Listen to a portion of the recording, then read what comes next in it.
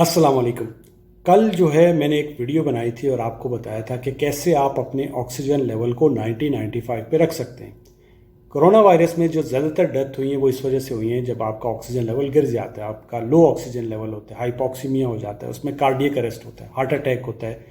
तो बहुत ज़्यादा जो डेथ हुई हैं उसकी वजह जो है, एक वजह ये है कि लो ऑक्सीजन लेवल थे और लोगों को पता नहीं था। अगर किसी से पूछा जाए तो वो ये कहता था मुझे सांस लेने में दिक्कत हो रही है, सांस लेने में मुझे प्रॉब्लम हो रही है। लेकिन अगर आपको पता चल जाए कि आपका ऑक्सीजन लेवल कितना है तो आप इससे बच सकते हैं। कल की वीडियो में जब मैंने आपको बताया कि आप अपना ऑक्सीजन लेवल को 90-95 पे रख सकते हैं, तो लोगों ने पूछा कि हम कैसे पता चलेगा कि हमारा जो ऑक्सीजन लेवल है वो गिर रहा है या ऑक्सीजन लेवल कितना है।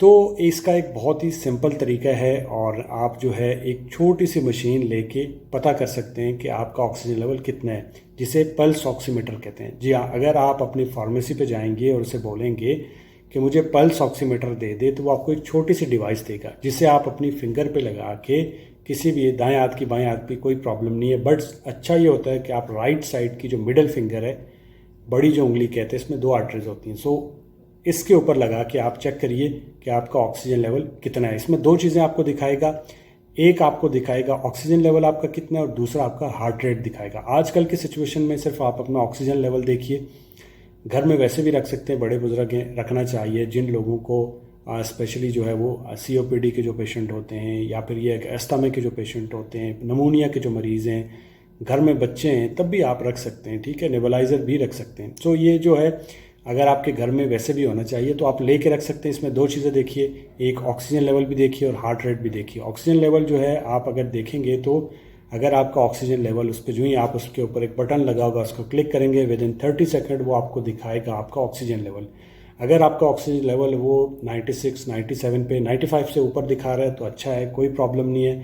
95 से थोड़ा नीचे गिर रहा है तो ये इंडिकेशन है कि आपको थोड़ा सा जो है वो अपना इस्तेमाल करना चाहिए, इन्हेलर इस्तेमाल करना चाहिए आपको, या फिर ये है कि आपको रूटीन में किसी खुली जगह पे जाना चाहिए या थोड़ा उल्टा लेटना चाहिए, उससे भी आपका ऑक्सीजन लेवल नॉर्मल हो जाएगा। लेकिन अगर आप उसके बाद 6 मिनट चलिए, 6 मिनट किसी भी जगह पे आप जो है वो ट्रैक पे चलिए, चलने के बाद चेक करिए। अगर जो है वो ऑक्सीजन लेवल आपका 90 से नीचे दिखा रहा है, 90 से नीचे दिखा रहे हैं, तो आपको ऑक्सीजन लगाने की ज़रूरत है। आपको हॉस्पिटल जाना चाहिए, आपको अपने डॉक्टर से मिलना चाहिए। ऑक्सीजन लेवल अगर आपको हॉस्पिटल में नहीं मिल रहा तो घर में अवेलेबल है ऑक्सीजन, आप सिलेंडर है तो आप घर में ऑक्सीजन लगाएं। अगर ये सब चीज़ें नहीं हैं तो एटलीस्ट आपको नेबुलाइज़र घर में रखना चाहिए और ख़ुद को नेबुलाइज करिए, ताकि इससे आपका जो ऑक्सीजन लेवल है वो 90-95 तक रहे, इससे नीचे जो है वो ना गिरे। याद रखिएगा, जब भी आप चेक करें आपके नेल्स के ऊपर नेल पॉलिश नहीं लगी होनी चाहिए। ठीक है, और इसके अलावा आपका जो हाथ है वो शेक नहीं करना चाहिए जब आप चेक कर रहे हो, या इसके अलावा जो है आपके जो उंगली है वो ठंडी नहीं होनी चाहिए, यानी जो है वो कोल्ड नहीं होनी चाहिए, नॉर्मल होनी चाहिए। तब आप चेक करिएगा तो आपको रीडिंग जो है वो ठीक मिलेगी। अब किस कंपनी का लेना है ये आप कोई भी ले सकते हैं, बट कोशिश करिए थोड़ा महंगा हो लेकिन अच्छी कंपनी का हो। अल्लाह हाफ़िज़।